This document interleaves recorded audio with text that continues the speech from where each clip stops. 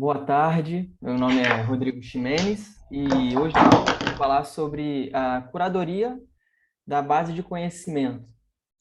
Essa apresentação está baseada no capítulo 8 do artigo que foi proposto pelo professor lá no início do período. Então, se vocês depois quiserem dar uma olhada melhor sobre o assunto, porque eu também fiz uma curadoria dei uma enxugada sobre o capítulo. Então, se vocês quiserem dar uma olhada melhor, é o capítulo 8, tá? Então, esse aqui é o nosso cronograma que a gente vai falar hoje, que a gente vai tentar cobrir hoje. E a gente sabe que, embora os métodos de construção, como a gente já foi visto, como foi falado nos capítulos anteriores, os métodos de construção de uma base de conhecimento, eles apontam saídas de alta qualidade. Nenhuma base de conhecimento está próxima da perfeição.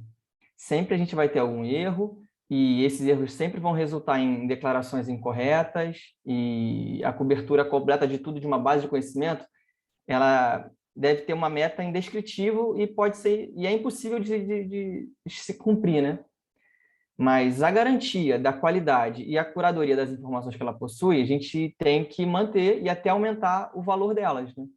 Então, esse aspecto é, de fato, de extrema importância à medida que a base de crescimento, né, a base de conhecimento cresce e evolui ao longo do tempo. Então, a gente vai começar esse capítulo apresentando algumas métricas quantitativas relativas à qualidade dessa base, o grau de completude, a gente vai falar sobre regras e restrições, e a gente vai concluir o capítulo discutindo alguns aspectos-chave no ciclo de vida dessa base no longo prazo, incluindo algum tipo de rastreamento de proveniência dessas informações e um controle de versão e o gerenciamento das entidades emergentes. Então, a gente agora vai falar sobre a avaliação da qualidade de uma base de conhecimento, que basicamente são os tópicos das métricas de qualidade, a avaliação de qualidade e a previsão de qualidade. Essa partezinha é a mais teórica, assim, um pouquinho, depois vai melhorar um pouquinho, tá? Mas as outras partes, eu tentei enxugar essa parte matemática, mas essa parte eu não consegui fugir muito. Mas os graus de correção e a cobertura de uma base de conhecimento, eles são capturados por algumas métricas, que são as métricas de precisão e de recall. O recall também pode ser referido por termos de integridade ou cobertura. E a precisão e o recall, eles são importantes em vários níveis. Primeiro, para um conjunto de entidades que preenche um tipo determinado. Segundo, para um conjunto de tipos conhecidos por uma determinada entidade. Terceiro, para o conjunto de declarações de propriedade sobre uma determinada entidade. E quatro, para todas as entidades de um determinado tipo. Então, para todos esses casos, suponha que a base contém um conjunto de declarações S. E a qualidade deve ser avaliada num ground truth, que é esse GT, que é uma espécie de conjunto verdade, que é para esse respectivo escopo de interesse. Então, a gente tem essas declarações S e a gente tem um conjunto verdade GT. Vamos guardar essas informações. Então, os métodos de extração de conhecimento, tanto os semi-estruturados quanto os conteúdos textuais, eles geralmente geram pontuações de confiança na declaração de saída. Então, para calcular a precisão ou recall dessas declarações de confiança, nós precisamos escolher um limite acima do qual essas declarações são retidas e abaixo do qual essas declarações são descartadas. Então, a gente tem uma linha ali de corte.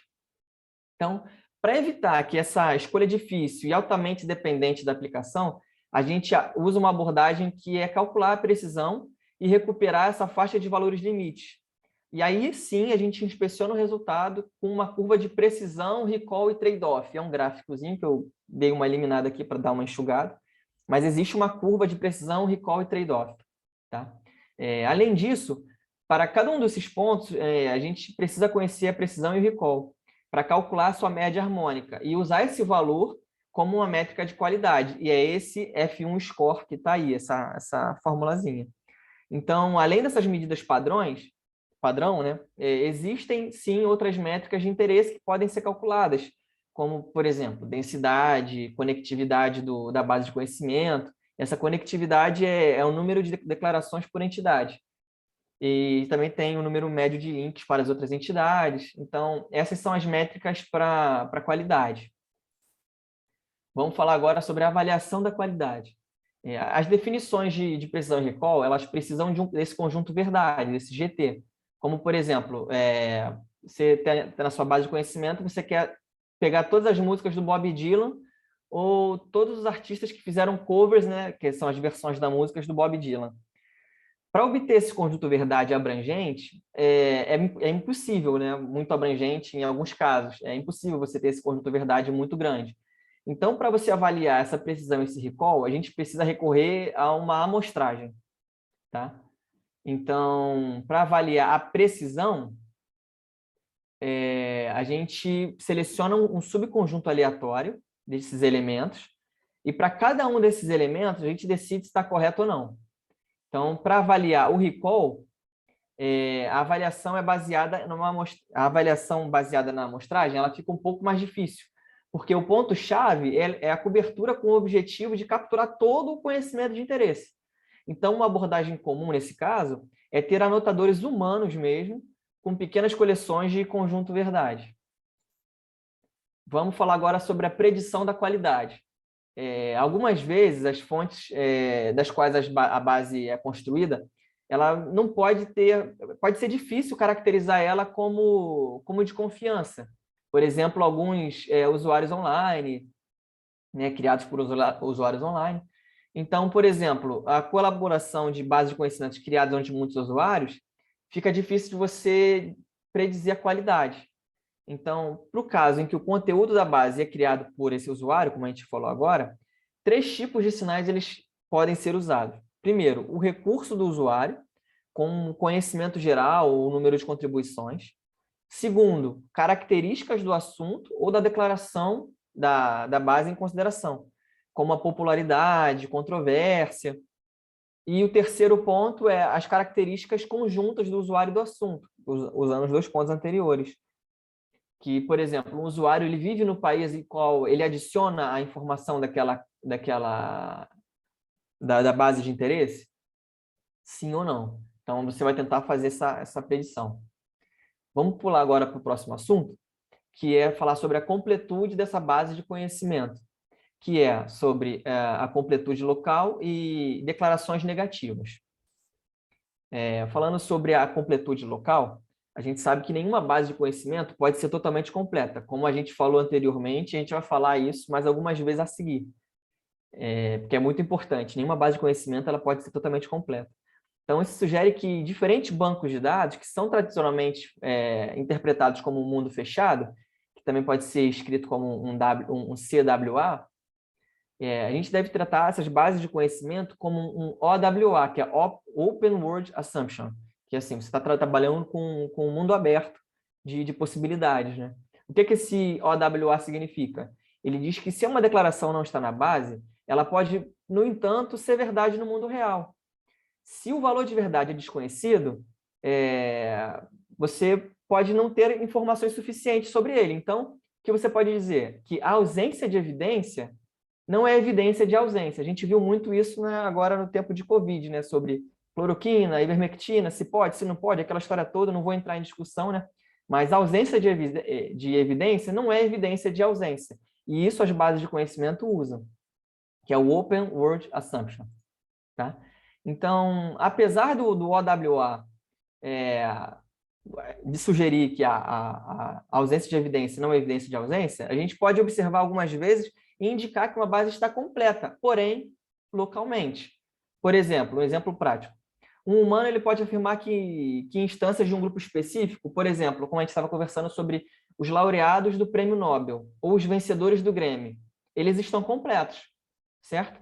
Em seguida, a gente pode perguntar, fazer o seguinte, a seguinte consulta. O Elvis Presley ganhou o Prêmio Nobel? Ele pode retornar a resposta como, não, ele não ganhou. Então, ele está completo localmente. Então, a completude local, que também pode ser conhecida como a parcial suposição de completude ou suposição de mundo fechado local para uma entidade determinada S, na base, ela supõe que alguma propriedade P, a base contém pelo menos uma instrução, uma tripla, né, SPO, onde ela contém todas as declarações para o mesmo SP. Ou seja, não vai existir nenhum objeto X para qual essa é uma tripla SPX, vale no mundo real, mas ele não é capturado na base.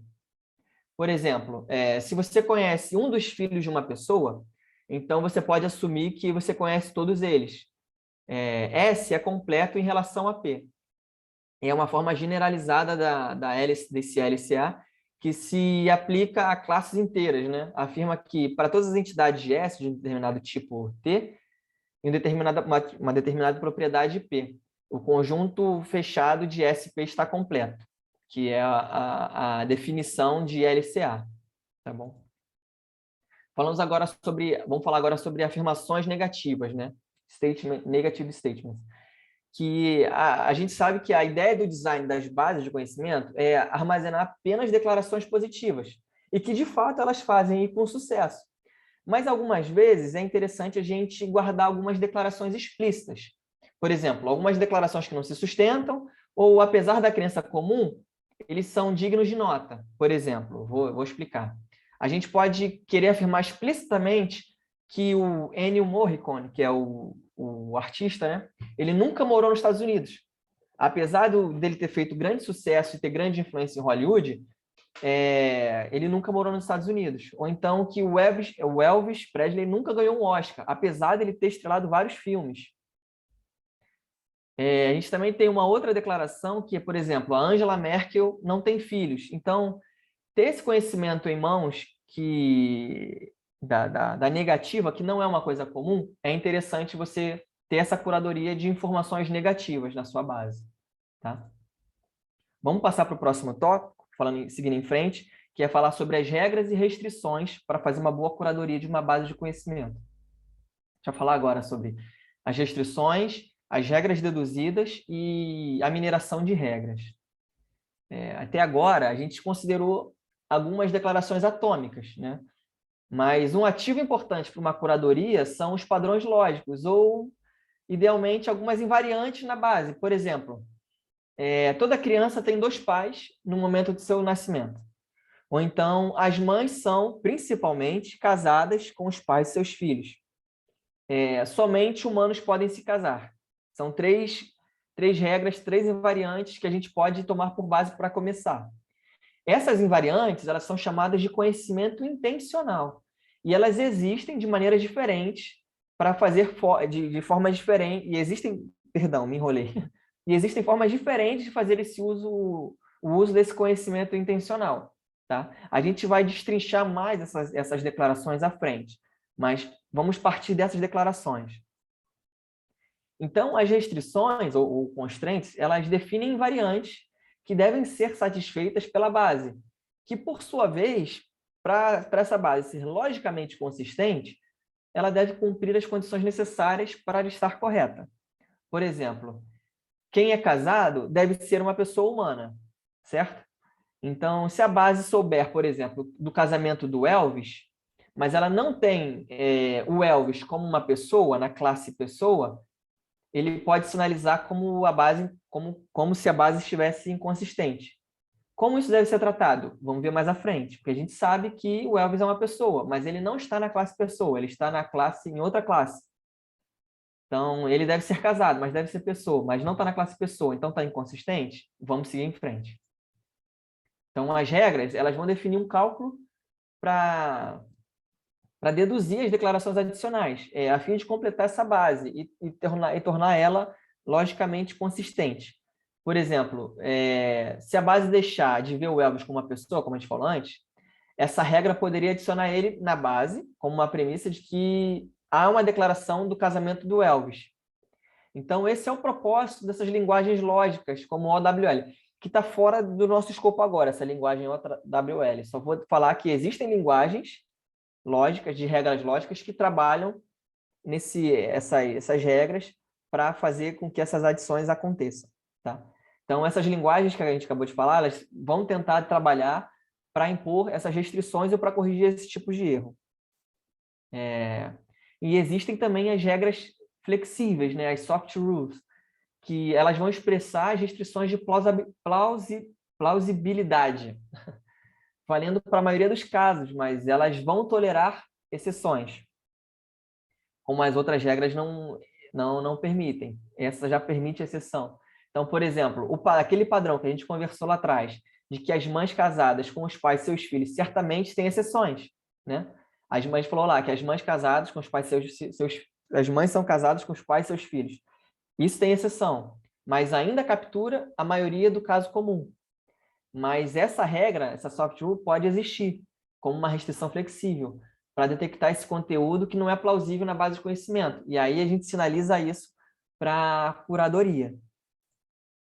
E vamos falar agora sobre as restrições. Para que se existam restrições consistentes, que sejam invariantes na base, a gente, por exemplo, uma restrição consistente, uma pessoa deve ter apenas uma data de nascimento. Ou então, pessoas devem ter uma data de nascimento, não podem ter duas datas de nascimento. Então, isso é uma invariante na base, deve ser uma invariante. Mas existem outros tipos de invariantes que a gente pode considerar, que está listado aqui nesse slide, que são os tipos de constraint, os valores constraint, né, as restrições, relações de restrição, as dependências funcionais, as dependências condicionais funcionais. Por exemplo, no último, ou o cidadão é de um país ou ele é cidadão da Alemanha, porque a Alemanha ela não permite dupla cidadania.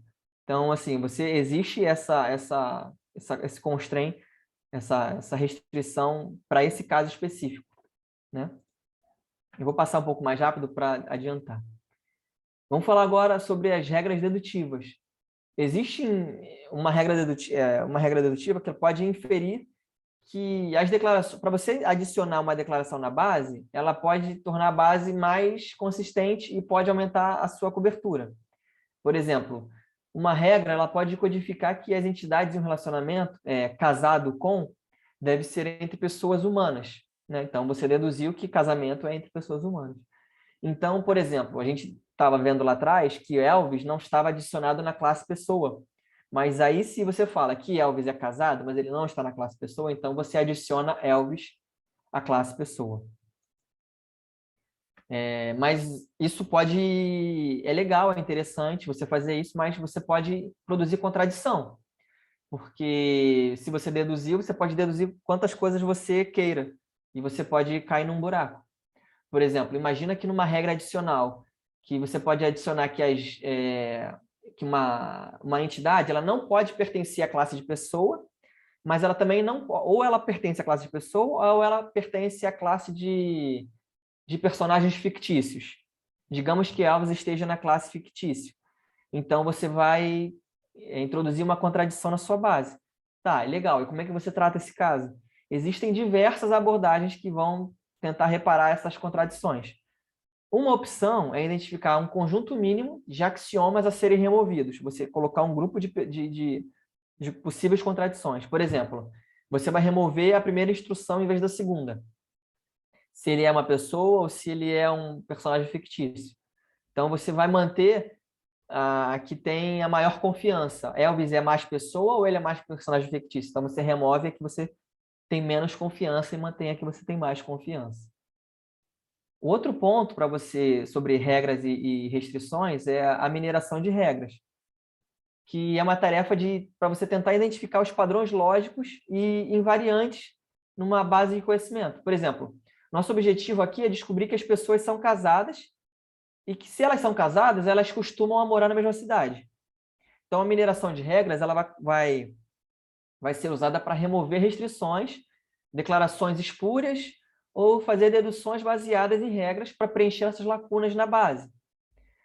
Normalmente, a mesma regra é usada para uma das duas finalidades. Isso é uma escolha do arquiteto da base, e dependendo de onde são os pontos problemáticos, você pode usar a precisão ou pode usar o recall, que a gente foi falado lá atrás. Perdão. E essas regras geralmente são de natureza branda, valendo por uma grande fração das declarações, e elas vão tolerar, sim, as minorias.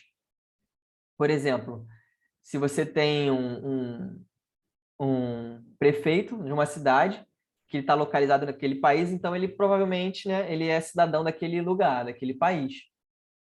Então, assim, a mineração ela vai precisar considerar algumas métricas de algum grau de validade. Você vai precisar dar suporte e confiança para essas declarações. Além de desempenhar um papel importantíssimo, vital nesse processo de curadoria da base, essas regras elas também podem fornecer informações sobre possíveis vieses no conteúdo, né? Por exemplo, uma regra dizendo que atores são milionários. Ela pode surgir, né, pode surgir essa informação de que atores são sempre milionários, mas ela está baseada num viés, porque a base está dando uma ênfase nas estrelas, nos atores que fazem muito sucesso. E aí você está dando uma falta de cobertura em atores de menor expressão. Um outro exemplo é uma regra dizendo que os laureados do Nobel são principalmente homens. Aí você vai conseguir entender que está tendo um desequilíbrio no gênero da sociedade. Foi o que a gente estava conversando até um pouco antes, né? Com o professor Casanova. Ele colocou a foto e a gente só via ali a Marie Curie como a única mulher numa foto com homens ali. E é basicamente isso que essa mineração de das regras, ela visa atender. Pulando para o último tópico, que é o ciclo de vida da base de conhecimento, é preciso saber que uma base de conhecimento, ela precisa de uma curadoria, e essa curadoria dessa base de conhecimento é uma tarefa sem fim, até porque, como a gente falou várias vezes, eu vou repetir mais uma vez, uma base de conhecimento nunca é completa. E se ela nunca é completa, ela precisa de uma curadoria que continue com ela até a base existir. Enquanto a base existir, ela precisa ter uma curadoria. Então, são tarefas sem fim. Então, à medida que o mundo continua evoluindo, a aquisição do conhecimento e das necessidades de limpeza da base, elas continuam acontecendo para acompanhar essas mudanças, para que a gente continue garantindo a qualidade dessa base e, principalmente, a utilidade da base. Então, essa gestão do ciclo de vida ao longo das décadas e dos anos, elas vão envolver muitos desafios. E, um parênteses, né? De uma forma surpreendente, essas questões têm recebido pouca importância, pouca atenção. Com isso, a gente tem muita oportunidade para novos trabalhos. Então, falando sobre o gerenciamento, né, da preveniência desses dados, a gente sabe que essa é uma preocupação bem conhecida para os sistemas de bancos de dados, né? E é uma pesquisa de longa data. Então, esse tópico é amplamente subestimado e muito pouco explorado em bases de conhecimento. Uma base de conhecimento, para cada instrução, ela deve ser anotada com alguns metadados, né? Isso, para quem trabalha com banco de dados, já sabe isso amplamente, que é para você saber a fonte, que é, por exemplo, você saber qual é a página da web que aquela informação veio, ou várias fontes, né? Você pegar o timestamp, que é nada mais nada menos que a data e a hora que aquela declaração foi adquirida. Você ter o método de extração pelo qual ele foi adquirido e as regras ou padrões ou classificadores usados. Essa é a informação mínima que uma base de conhecimento de alta qualidade deve capturar para ter uma boa gerenciabilidade. Além disso, para extrações baseadas em aprendizado, né, algumas configurações devem ser documentadas como hiperparâmetros e como para você ter dados para treinamento. Algumas contribuições humanas nas etapas de avaliação e aprovação, elas envolvem moderadores ou curadores que também precisam ser documentados ali, no momento do rastreamento daquela informação. Falando rápido sobre o versionamento e o escopo temporal. Como a gente falou, nada dura para sempre. As pessoas, elas se divorciam, elas se casam novamente, as capitais do mundo, elas mudam. Então, por exemplo, a Alemanha, ela tinha a capital, era a cidade de Bonn, entre 1949 e 1990, e não era Berlim. Então, você conseguir rastrear, fazer essa versão, é importante. Então, o versionamento e o escopo temporal dessas declarações, eles são cruciais para a interpretação adequada do conteúdo da base. Então, versionar, em vez de sobrescrever as declarações, é muito útil para a garantia da qualidade e para a manutenção da base no longo prazo. E para sistemas de banco de dados, isso é um problema muito óbvio, mas para bases de conhecimento industrial, eles também levaram isso em consideração. Mas algumas pesquisas acadêmicas que trataram as bases de conhecimento como um esforço de construção único, eles desconsideraram esse problema e consideraram isso como um problema de um ciclo de vida de longo... Desconsideraram que uma base de conhecimento é um problema de longo prazo, não de curto prazo. Então, o versionamento, ele visa manter as versões das declarações, com os relacionamentos entre as entidades, que eles são estabelecidos e também podem ser dissolvidos. Ele vai suportar a pesquisa numa viagem de tempo, por exemplo, quando você sabe da Alemanha, na mudança da capital da Alemanha. Então, você ter esse versionamento é importante. E falando sobre os escopos temporais, a gente vai buscar declarações com escopo temporal. A gente vai anotar as triplas com seus tempos de validade, que podem ter, pode ser pontos no tempo, podem ser intervalos de tempo. Observa que os escopos temporais, eles podem ter diferentes granularidades. Eles podem ser dias, podem ser meses, podem ser datas completas, podem ser apenas anos. A escolha vai depender da natureza do evento ou do fato temporal.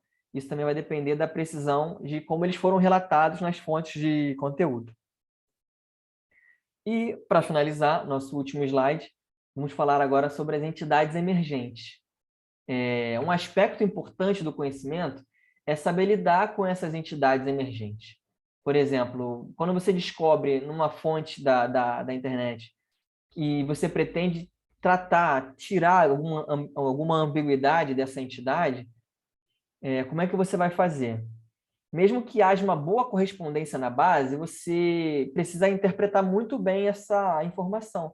Por exemplo, você teve um documentário M, que foi mencionado a primeira vez alguns anos atrás, e seria muito tentador você vincular esse documentário M à cantora Amy Winehouse, né? Mas, embora esse filme seja sobre a vida da cantora, essas duas entidades não podem ser confundidas, né? Na hora que você detectou que existia esse documentário M. Então, hoje, depois desse filme, desse documentário ter ganho o Oscar, o filme é naturalmente uma entidade registrada em todas as bases de conhecimento.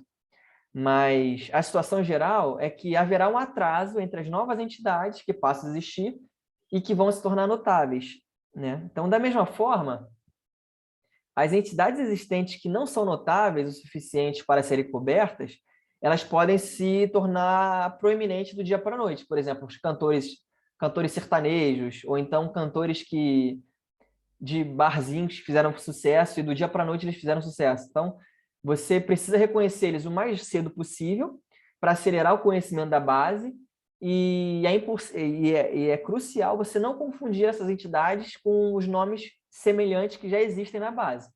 Então, existem duas ressalvas que a gente deve considerar. Em primeiro lugar, embora exista essa evidência inicial para essa entidade emergente que está fora da base vir a ser linkada a uma entidade que já está conhecida na base, deve existir um método que reconsidere periodicamente as revisões das decisões de linkar ou não as entidades. Então, você precisa fazer sempre uma revisão do que você linkou ou que você deixou de linkar com as entidades já conhecidas. E, em segundo lugar, uma vez que o nome pode denotar várias entidades fora da base, o perfil contextual para esse nome pode confundir para essa entidade emergente. Por exemplo, no cenário da M, que a gente falou agora, além do filme, o filme M, sobre a Amy Winehouse, existe o personagem M, que é da série que é conhecida como a The Big Bang Theory, que também pode ser candidato para a edição da base de conhecimento. Então, para lidar com esses casos, o método precisa considerar a divisão de um perfil, identificar contextos que são fortemente coerentes e aí sim você colocar ele como uma entidade emergente.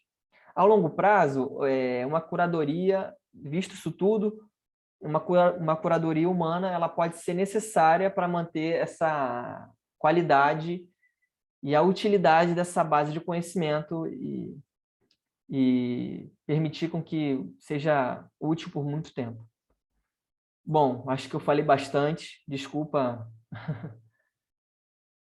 Aí, e é isso. Finalizo por aqui minha apresentação.